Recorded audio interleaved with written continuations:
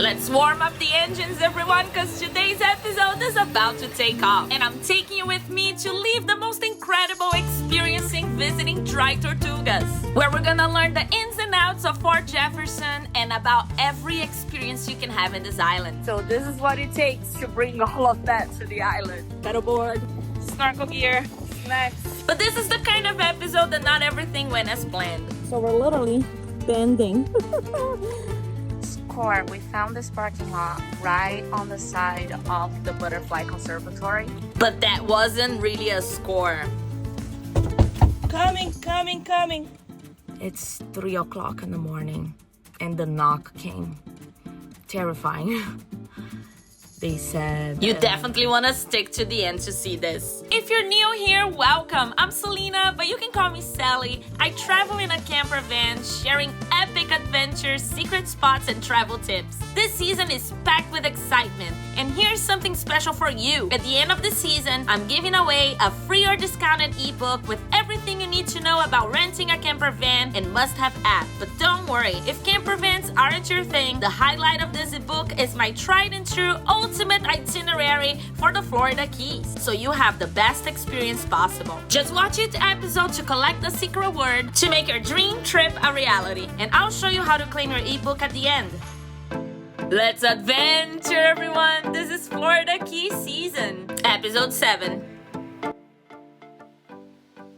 We start this episode at the Key West International Airport, hopping on a very adventurous seaplane flight at about 70 miles away from Key West to hit Dry Tortugas. Good morning, everyone. It's 6 o'clock in the morning. We had a successful boondocking night over here. The only thing is throughout the night, I can hear them loading and organizing stuff in the store. So I heard some, not some trucks much, but like banging trays or whatever it is, it sounds like. But I could sleep well. So let's get ready. Sorry, I'm waking up. Let's get ready and head to the Key West International Airport. Thank goodness that before we had to wake up super early for these adventures I was very nervous about, I was able to get some sleep. That's not the same story of the end of this episode, so stick to the end and we'll get to that part. But for now, let's head to the Key West International Airport.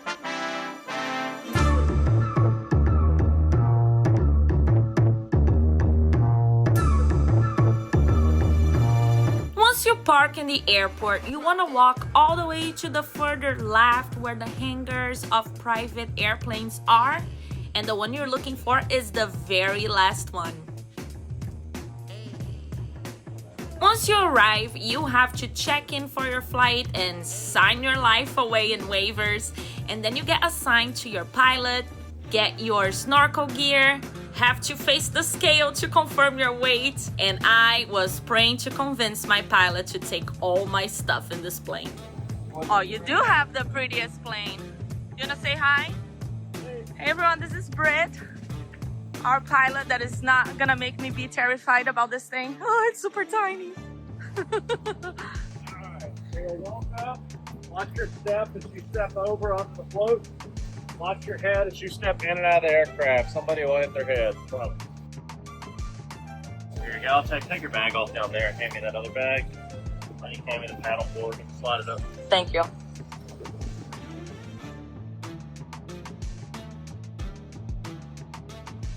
And he allowed me to bring my paddleboard, so we're up for an amazing adventure. This episode's just starting, so stick around.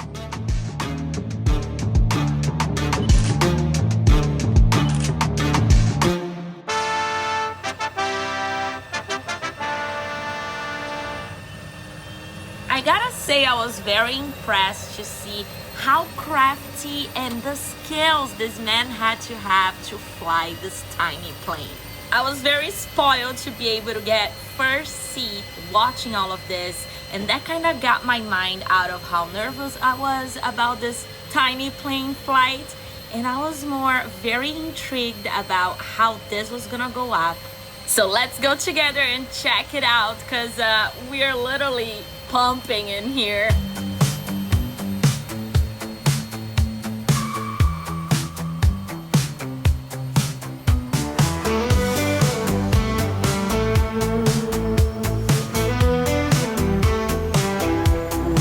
Spread your wings wide open.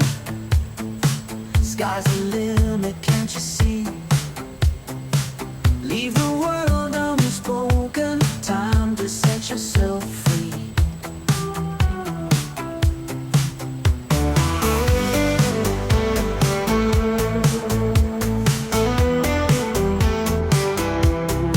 Spread your wings. The Florida Keys are an archipelago of over 1,700 islands, with about 800 considered keys. The term key comes from the Spanish word cayo, meaning little island.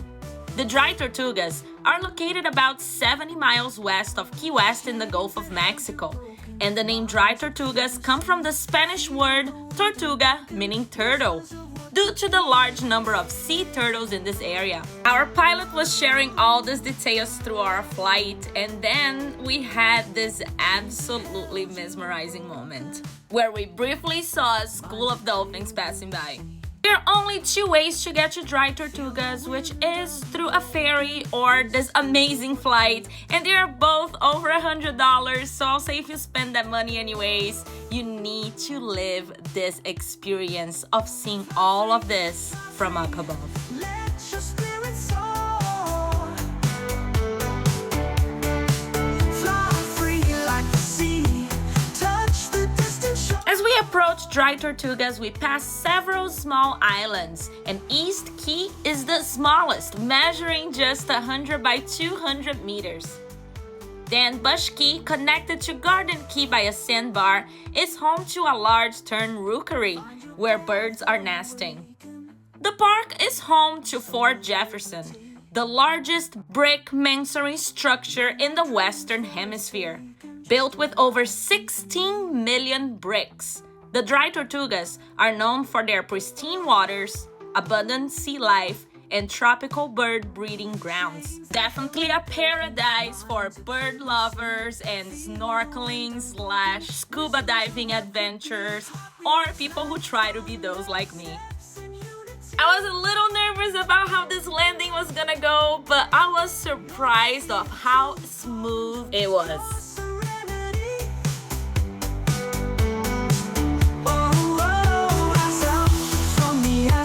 Make your own decree.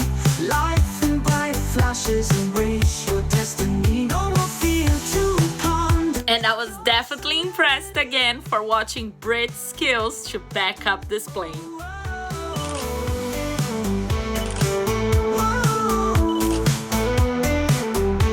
So we have just landed in Dry Tortugas, and now it's time to speed up because I'm trying to tour the fort, paddleboard, and snorkel. So let's go do all of that. And this flight was amazing. Pretty interesting how the landing goes. It's a lot smoother than what I thought it would be. So let's go explore. This is Dry Tortugas, everyone. So this is what it takes to bring all of that to the island. Paddleboard, snorkel gear, snacks, and our plane is abandoning us.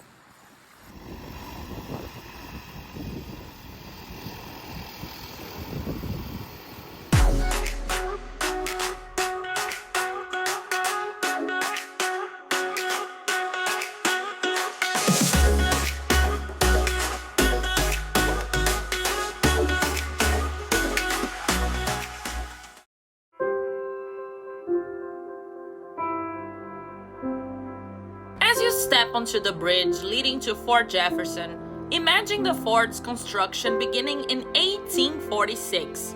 This massive structure, made of over 16 million bricks, was designed to protect the Gulf of Mexico's gateway. Crossing the bridge, you enter through the main arch, known as the Sally Port. Inside, the fort's interior is a maze of arches and corridors. Starting at the first level, You walk through vaulted passages, once bustling with soldiers and prisoners. It's hard to believe this massive structure was never intended to be a prison. Hard cases were locked away in magazines or secure gun rooms, some so dark and confined they felt like the depths of despair. Perhaps no prisoner knew this darkness better than Dr. Samuel Mudd, shackled in heavy irons after a failed escape attempt. His story is quite interesting and impressive. He was imprisoned for helping cure and house the assassin of President Lincoln, John Wilkes, for his broken leg. There's controversy over whether Mudd knew of Booth's plan to kill Lincoln, or whether Booth stopping at Mudd's home during his escape after the assassination was a coincidence because he was injured. Later, with the prevalence of the yellow fever and Mudd's devotion to care and cure the sick at the fort, he saved so many valuable lives, earning his freedom in 1869. There are many interesting facts and places to explore in this fort, so let's get to the second floor. I'm about to climb this alone as I found snake skin on the floor. This fort is huge, almost like a maze with many areas for you to explore, so make sure that you plan you're gonna spend at least an hour to an hour and a half here. As you ascend to the second level of Fort Jefferson, you notice the fort's design was intentionally left incomplete to reduce weight and prevent sinking. This strategic decision highlights the challenges faced during its construction.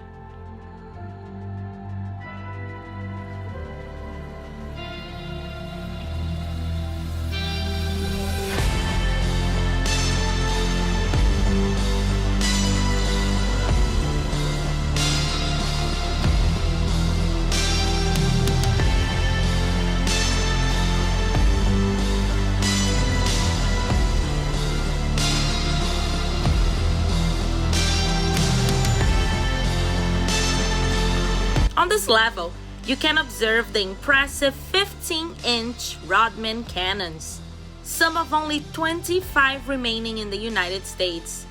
These massive guns were intended to defend the Gulf of Mexico, but were never fired in battle. Their presence today serves as a testament to the fort's historical significance and the engineering feats of the 19th century. And you can feel the energy it weighs on this place.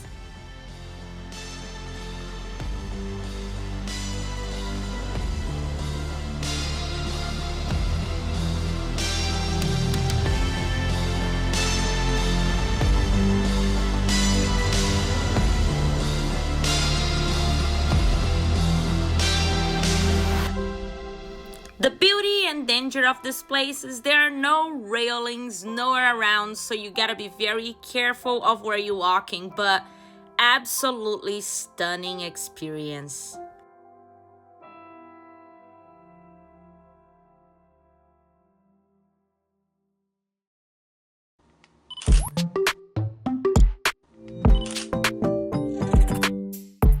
Make sure you take a look around in all the levels, as in every direction you find something different and surprising you haven't seen on the opposite side. And be careful with those edges. Now let's head down, because it's time to explore a different aspect of this fort. I'll take you with me.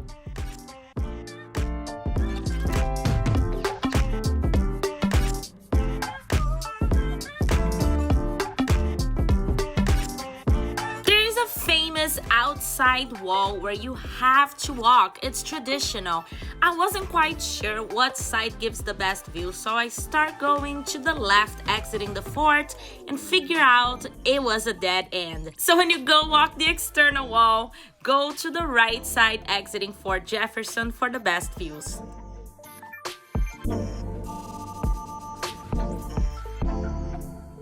This area right around the corner from the fort is also where they recommend you to snorkel. For beginners, just stay close to the wall, and the more experienced can adventure down the ocean.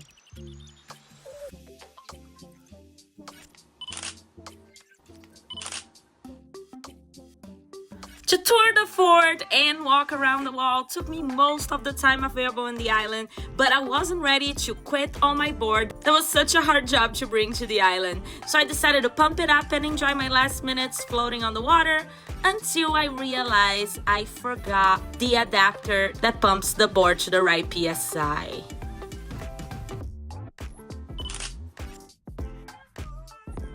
Alright you guys, this is more a floating adventure instead of a paddle adventure because I forgot the damn connector that plugs into the pump that pumps the board to the proper pressure. So we're literally bending. But we could get out here and float a little bit since I'm afraid of, just coming and snorkeling on my own.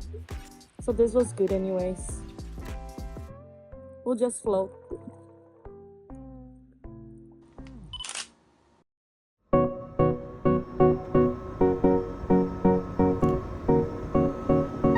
Next, it was time to heat up the engine again to take off of the island. When I just realized this is the first time I'm gonna take off from the water, I was super excited.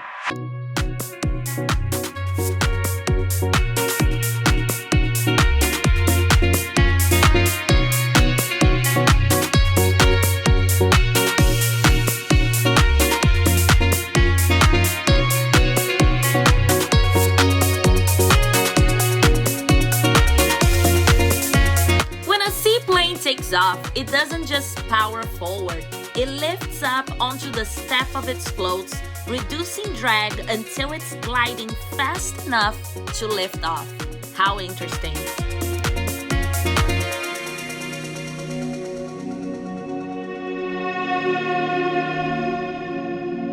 Now, the stories I have to share before getting to this plane that I wasn't able to record.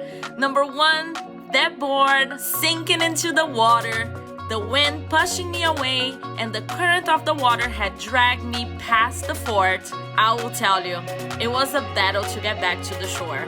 That ate most of the time I had to get back to the plane, so I had to run with all those items I was carrying.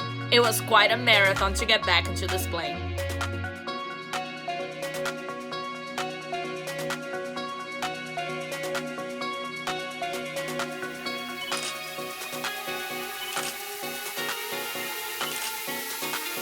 The coolest thing on the flight back was to keep an eye out for the shipwrecks beneath the clear waters.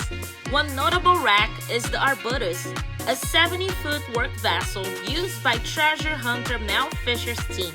It sank due to hull deterioration, but fortunately, no lives were lost. Another wreck is the remains of a World War II destroyer escort, the Patricia, intentionally sunk by the US Navy during bombing practice. These sites are visible from the seaplane, and Britt was really cool to point them out.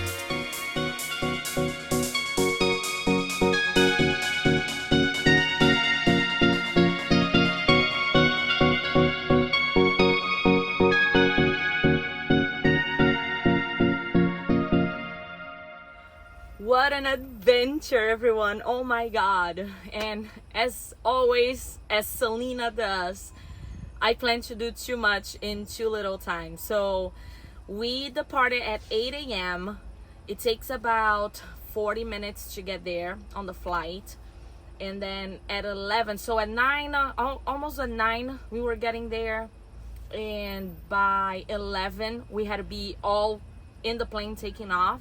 So 2 hours to go around and learn about the fort, then walk the seawall outside, then filling the board that was a failure. Oh my god, the piece I needed is right here in the van, because I always take the cooler with the board, so I leave that piece to connect to the pump right in there, and that piece was here. Damn it. Then our failure floating in the water. Oh my god. Then I just did a big dip, a quick dip in the water, and it was already time to go back to the plane. But I will tell you, the best part of this is the flight on the seaplane. It was so cool So interesting, taking off and landing in the water. Not as bad as I thought it would be at all. And the views, so great. I hope you all enjoyed coming along on this ride with me. And as I always say, the best part about traveling with your hotel on wheels is I have my kitchen here because I'm starving. Let's cook some breakfast.